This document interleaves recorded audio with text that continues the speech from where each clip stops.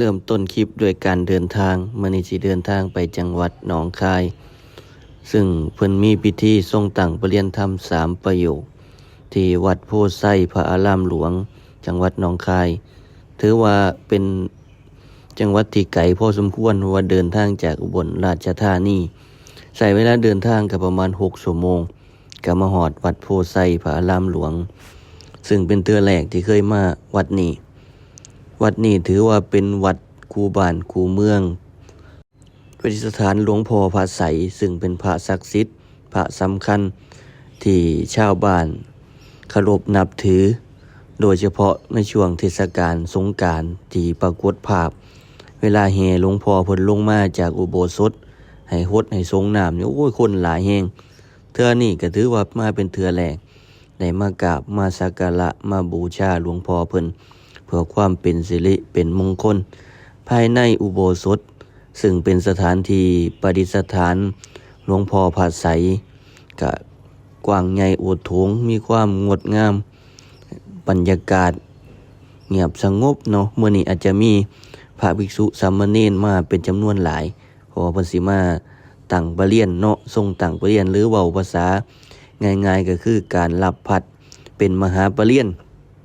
การสิได้เป็นมหาปริญญานั้นต้องสอบให้ได้3ประโยคขึ้นไปถึงสิได้เป็นมหาปริญญาเพิ่นก็มีพิธีทรงตั้งปริญญาโดยมื้อนี้มีเจ้าพระคุณสมเด็จพระพุทธาจารย์กรรมการมหาเถรสมาคมเจ้าคณะใหญ่หนตะวันออกเป็นตัวแทนสมเด็จพระสังฆราชมาเป็นประธานในการประธานพัดเนาะประธานพัดตั้งปริยญธรรม3ประโยคภายในอุโบสถวัดโพไซซึ่งเป็นสถานที่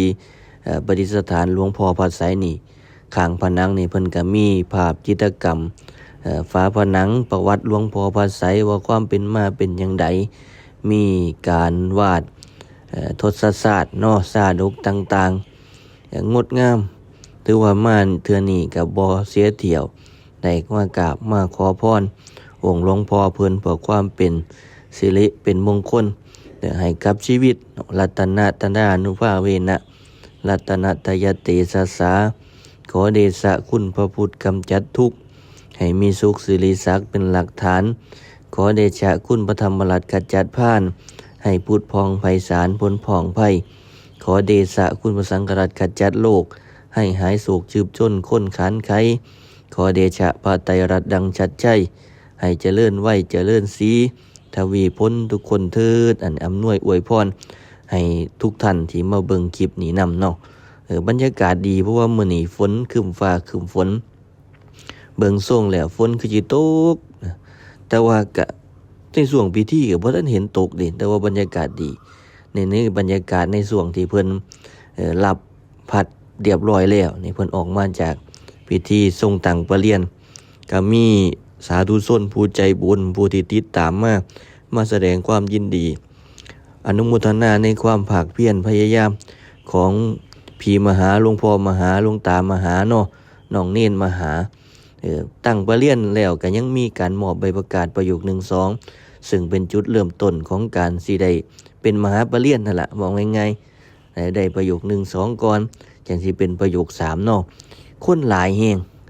คนหลายแห่งบัวเพิ่นมาแสดงความยินดีกับพระภิกษุสามเณรผู้เพิ่นมีความเพียรความพยายามในการเล่าเรียนคำสอนขององค์สมเด็จพระสัมมาสัมพุทธเจ้าซึ่งประโยค3นั่นก็มีการแปลธรรมบทเนาะแปลธรรมบทมีวิชาไวยากรณ์มีวิชาแปลไทยเป็นมคธมีวิชาสัมพันธ์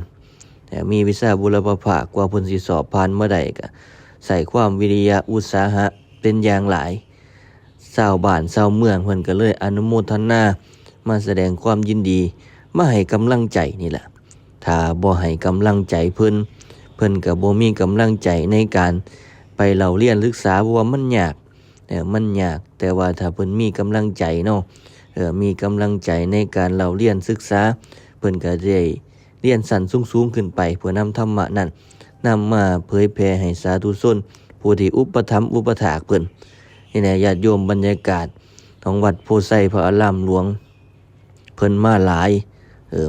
ญาติโยมก็มาหลายมื้อนี้เต็มพุ่นน่ะ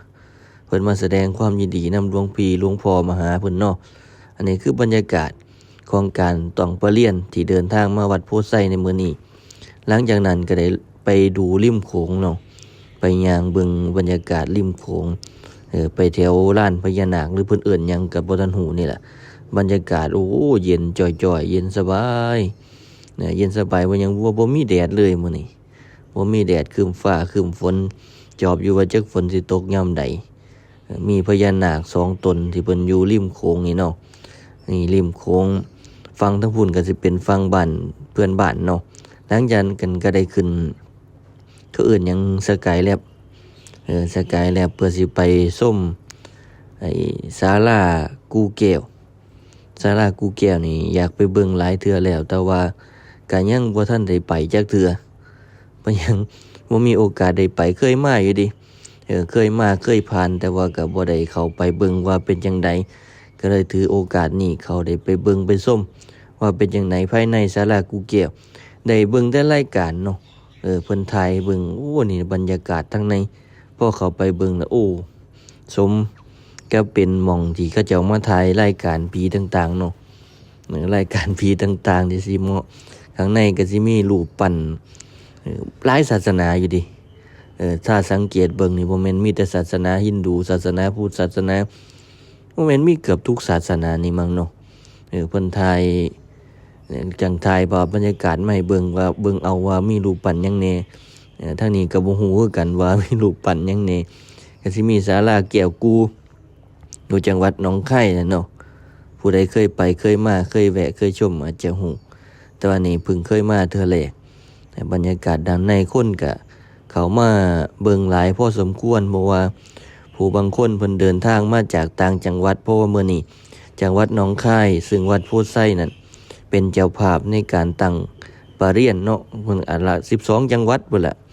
เดินทางมาจาก12จังหวัดมาพิธีนี้โดยเฉพาะอันนี้บรรยากาศด้านในก็สิมีรูปปั้นต่าง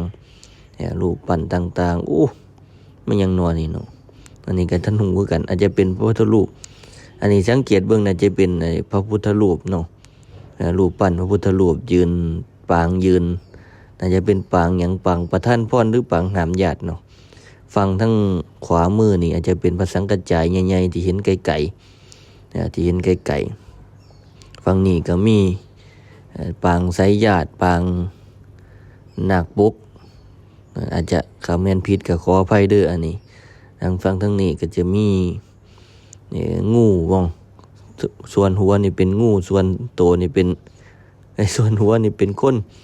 ส่วนโตนี่เป็นงูเนาะด้านในเพิ่นก็มีนั่นเด้มีการให้อาหารปลาถ้าผู้ใดอยากให้อาหารปลาก็สามารถไปให้อาหารปลาได้ดิแต่ว่าวันนี้บ่ได้ย่างไปรู้สึกว่าเมื่อยเพราะว่าเมื่อคืนนี่บ่ได้นอนนั่งรถมาโอ้จักเท่าไรชั่วโมงเนาะก็เลยเขามาเบิ่งมาชมนี่น่าจะเป็นปางยืนเนาะนี่ก็เป็นพระพุทธรูปพระพุทธรูปก็มีพระพุทธรูปก็มีหรืออิหยังเนาะเขาเอิ้นหยังรูปปั้นต่างๆกันแหละรูปปั้นต่างๆอันนี้จะเป็นรูปปั้นงูเนาะอันนี้ก็เป็นบรรยากาศภายในศาลาแก้วกูเบิ่งบรรยากาศด้านในเพิ่นก็มีนี่พระสังกัจจายใหญ่มีเอกลักษณ์เลยหูเลยว่าเป็นรูปพระสังกัจจายฝั่งทั้งนี้ก็เป็นพระพุทธรูปยืนคือกันพระพุทธรูปยืนนี่จะให้เดาเบิ่งที่เพิ่นขี่ม้านี่เนาะน่าจะเป็นตอนพระพุทธเจ้าเพิ่นสิออกบวชนี่เนาะอันนี้ก็เป็นปางนาคปกที่ยืนอยู่สูงๆนะน่าจะสูงกว่าหมู่นี่มั้งเพิ่นเป็นปางนาคปกหลังจากนั้นก็ได้ออกมาเดินทางกลับจังหวัดอุบลราชธานีซึ่งปลายทางนี่ไกลซะเหลือเกินถือว่าไกลกว่าหมู่นะจังหวัดอุบลราชธานีจาก12จังหวัดที่เดินทางมาพิธีนี้นำกันก็ประมาณ400เกือบ500กิโลรวมไปกลับแล้วเป็น1,000กิโลเนาะมื้อนี้ก็นำภาพบรรยากาศในการเดินทางไปจังหวัดหนองคายให้มาเบิ่งมาชมแล้วพบกันใหม่คลิปหน้า